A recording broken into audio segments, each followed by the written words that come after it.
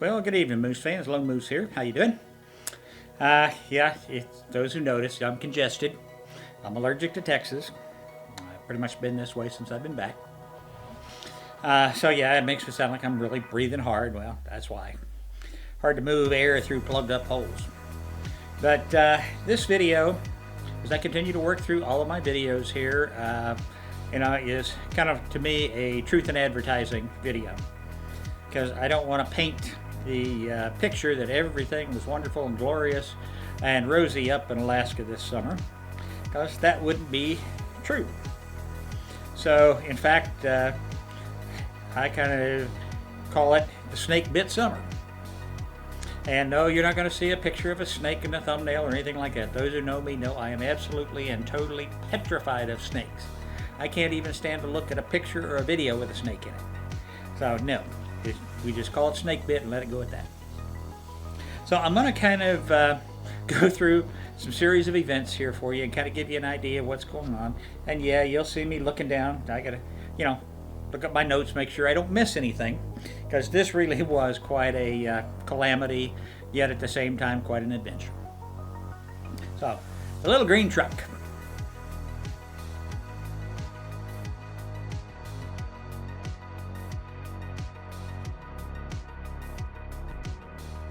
Last winter, I bought a 2004 Ford Explorer Sport Track, four-wheel drive truck, from a guy that was in the military up in the Anchorage area, getting out and going back down south to go to college. So I found it online. It looked good. Checked the Carfax. It was okay. So I went ahead and I bought it, and our company's clinic manager up there kept it for me until I got there. Well, the first thing that happened, when she picked me up and we went to go get the truck, wouldn't start. Had to put a brand new battery in it. She had started it up and run off and on during the winter and it was fine, but let it go too long, the battery was dead. Now, those who know much about renting vehicles in Alaska, number one, trucks are extremely hard to come by, a pickup truck.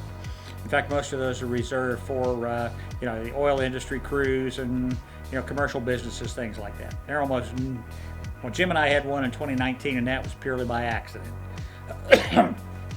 But essentially, a pickup truck up there can run you as much as $500 a week or more, much more. In fact, $750. Some of them even $1,000 a week, depending on the time of the year and the tourist season.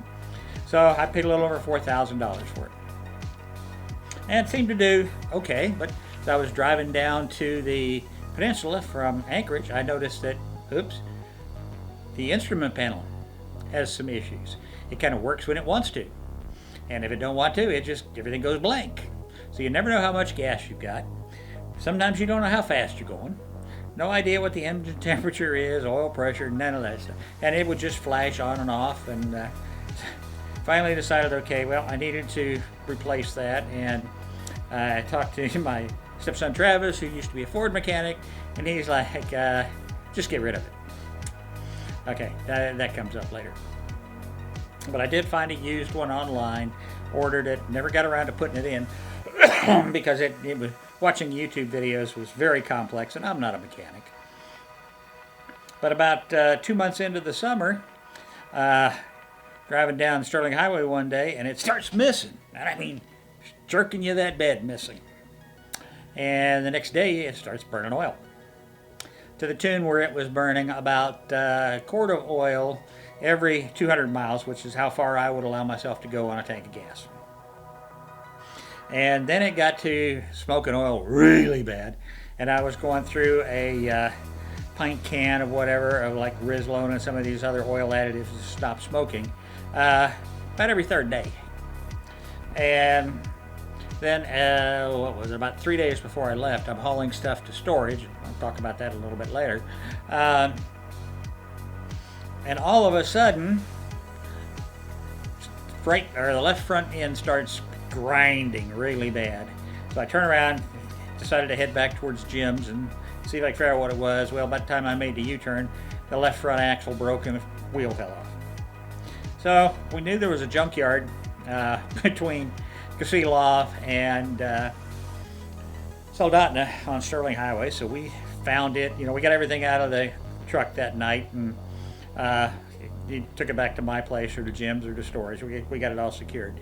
Next day, Saturday, it's raining, and find this old junkyard, and the guy's like, "Well, what do you want done with it?" I'm like, "Just get rid of it." It more than paid for itself. I had it for 3 months, paid $4,000 for it. If I rented one, that could have been anywhere from $6,000, $8,000 or more in vehicle rental. So it more than paid for itself. It got junked. You'll see in some videos coming up here where Jim, Sean from Sean on Alaska, and myself built the Big Shelter Logic. And I'm looking at my camera here just to make sure, because filmed the whole thing, forgot to turn the microphone on.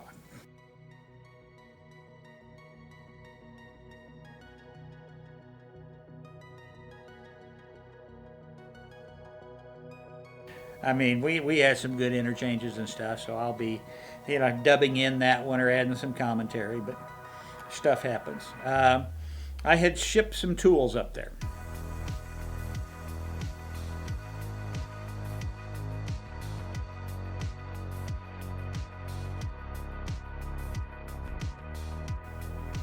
Both last year and in this spring before I went up. And some of them had some problems. I bought a big blue generator, a 12 kW generator.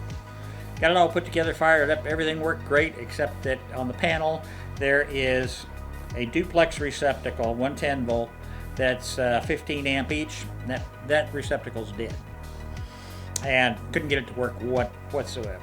And so I called the company back and get the big runaround, and they finally said, well, we could always send you a new receptacle. Well, hell, I can buy a new one at Home Depot if I can figure out how to get the old one out of the panel, because all the wiring's so tight. But I just basically moved over one where I had a 30 amp 110 volt, and so I put the adapter on my long cord, plugged it in, and then was able to run stuff off of that. I had another generator that you might have seen in some of our older videos from 2019-2020 that Jim and I bought, a little Furman, 1 kW I think, or something like that. Wasn't very big capacity, so that we could at least be able to have run one light and charge our phones and computers and stuff in his cabin. So I was using it a lot this year, and it towards the end of the summer, about 2 weeks before I left, it decided to hook up with the Ford pickup, and it started blowing black smoke like crazy. So I guess it probably blew gasket in that, or that piston rings. I don't know. Like I said, I'm no mechanic. So I ended up basically, I paid $250 for it. We got 3 years use out of it, and now it's basically a boat anchor. Bought a table saw from Home Depot, shipped it up, and it's missing parts, so I can't put it together. And then I had bought an 8-ton electric log splitter, Northern Tool, shipped it up. And once we got it out of the crate and put it together, and the first time we turned it on and hit the arm to make it move, boy, it started spraying hydraulic fluid everywhere. And of course, you ask around people up there, and everybody says, well, the closest place that anybody that works on any kind of log splitters is up in Nikiski. Well, that's about 60, 65 miles away. So I don't know what we're going to do with that. Gasoline prices.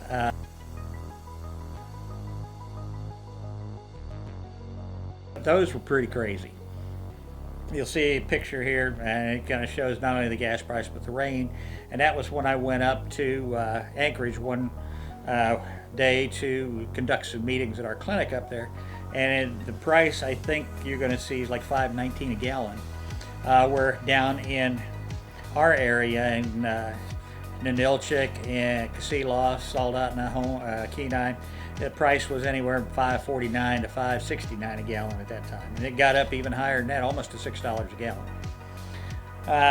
It came back down, but now Jim's telling me it's on its way back up again. And it kind of did the same thing here. It got down to like $2.79 a gallon after I got back, and it's $3.19 is the cheapest you can find around here right now, upwards to $3.59.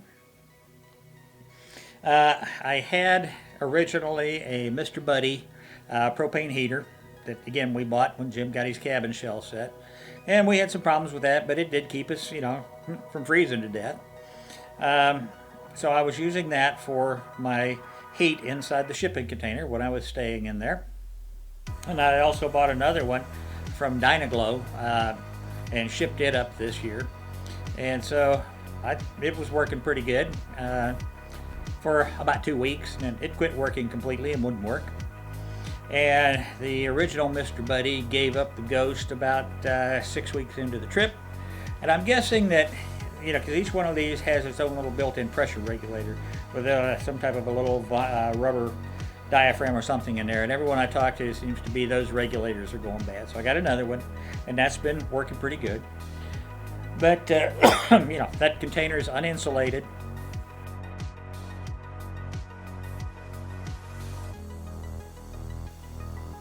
And so, if you could keep it in the mid-50s overnight, then you were doing okay.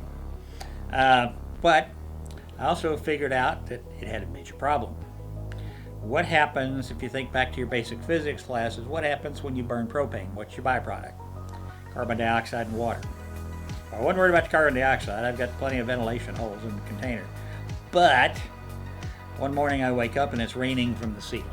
And it's like, oh crap. Humidity in the place was 90%. Well, off to go store, buy me a dehumidifier. I was taking 3 to 5 gallons of water out of that container every day. And of course, I was running my the dehumidifier was running off of that little generator. So when it blew, then I just got me a 3-head adapter, basically for my 30 amp 110 volts, so I could run my power into the container as well as run that dehumidifier.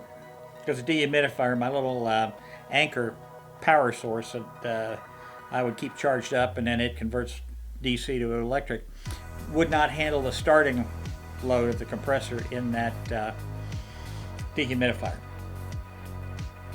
And of course, as luck would have it, one night I was sitting there working away on the computer and I start hearing a split, drip, drip. Well, the roof of my container springs a leak, small leak.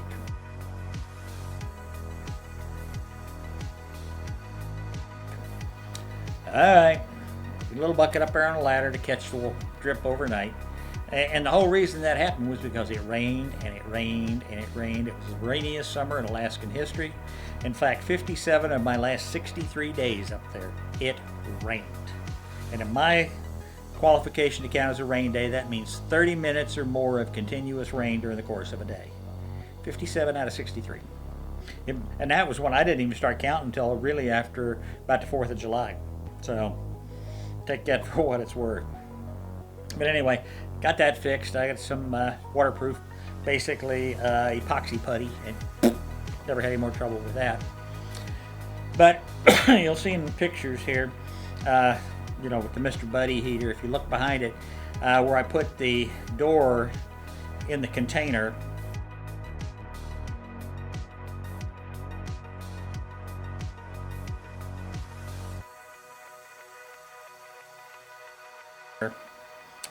there's a gap probably about this big at the base of the container. Well, lessons learned, things you don't think about.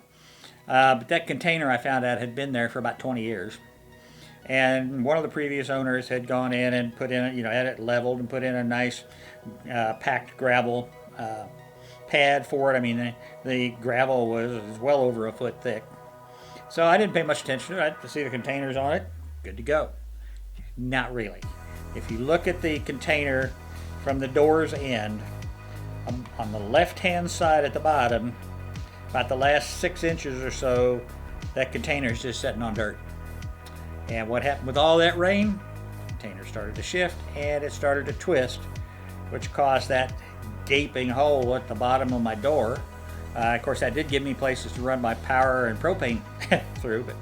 So next year, that's got to be corrected and get that leveled up. The property had some of its own issues.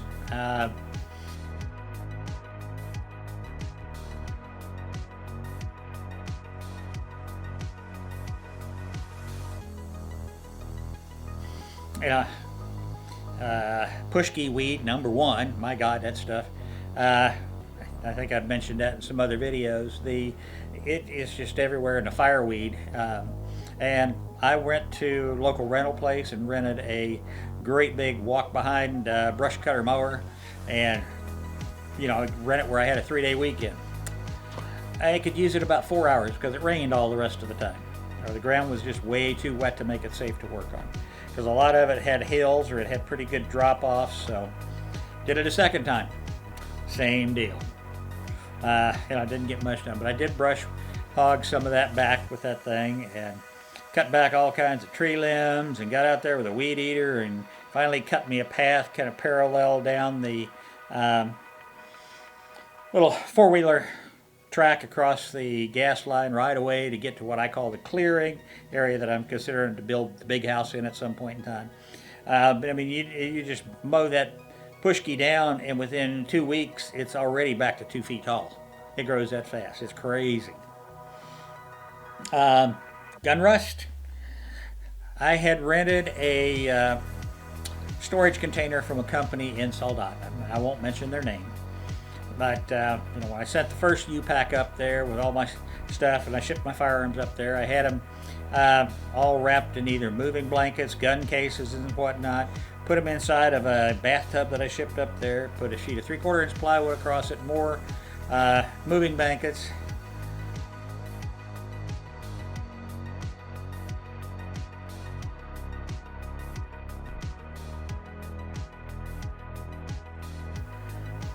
When I went to get in there in around early July, it's like, oh, this same place smells like mold, big time. I got back there in the back corner and I could see the water. The roof of the shipping container sprung a leak. You got 320 square feet of roof up there. Where does it spring a leak? Directly over my firearms. It saturated through the plywood, through the moving blankets, the gun cases. I'll show you some pictures of some of the rust here.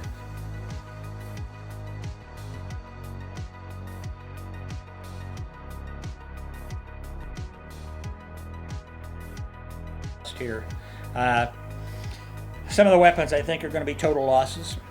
Or I may clean the rust off of them, but I don't know that they'll ever function again. It's that bad. A lot of it was minor, and I was able to clean that up. But the rental place said, hey, that's your problem, not ours. No liability. Good luck. When I first got up there, before I get to that, go back to that. So I ended up going to U-Haul storage in town, and I rented their largest storage stall and started moving everything I could out of the rental shipping container into there. And the reason I did that is that's climate controlled. It's heated. Okay, it's not air conditioner dehumidified, but the humidity is not nearly the problem there, and there's no chance of that place leaking the way that it's built inside. So I got all of my stuff now, so I had to move from one storage to another storage, and that's what I was doing the night that the green truck died, making that move. I had some medical issues while I was up there.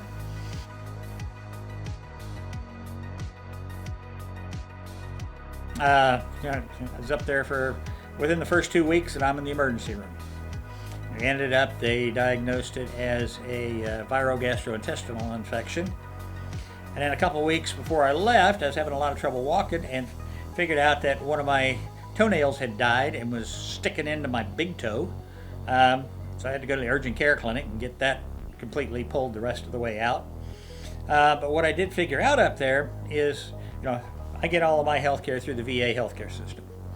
And the way it works for veterans in Alaska, because it's such a medically underserved area, they have what they call the Anchorage VA Medical Center, which is basically a clinic that's open to 8 to 4:30 Monday through Friday. So if you're in the Anchorage or in the Fairbanks area and you're a veteran and you have medical issues after hours, you're allowed to go to the military hospitals there. Like down on the Kenai Peninsula, you have issues there, you go to the main hospital in the peninsula or any of the urgent care clinics. They all have agreements with VA, and they bill VA directly for your care. So that was really pretty cool. And, this wasn't so much a catastrophe as it was a comedy of errors. But early on, Jim and I decided we were going to have a fun day and go do a hike. And I've already posted the videos on the Russian River Trails hike.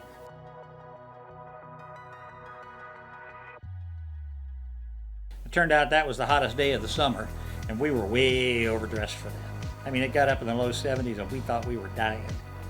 And here I am back in South Texas, and yesterday, which was October 11th, had to go into San Antonio, and it was 100 degrees in San Antonio. Okay, 96 where I live. It's absolutely insane. It's still in the 90s here. So, you know, that just kind of gives you an idea of boom, diddy, boom, how I didn't get a whole lot done this year.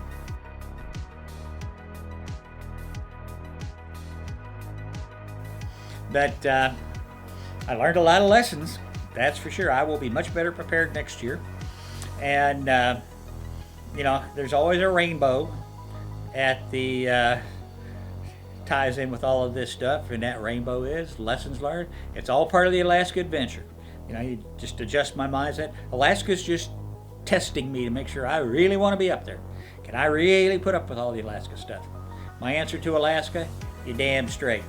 I'm coming back. You aren't getting rid of me that easy. I hope you all enjoyed this. If you did, please hit the like and subscribe button. If you hit the notify bell, you'll know when I post new videos. And this is Lone Moose out for now. See you when I make the next one. Have a good evening.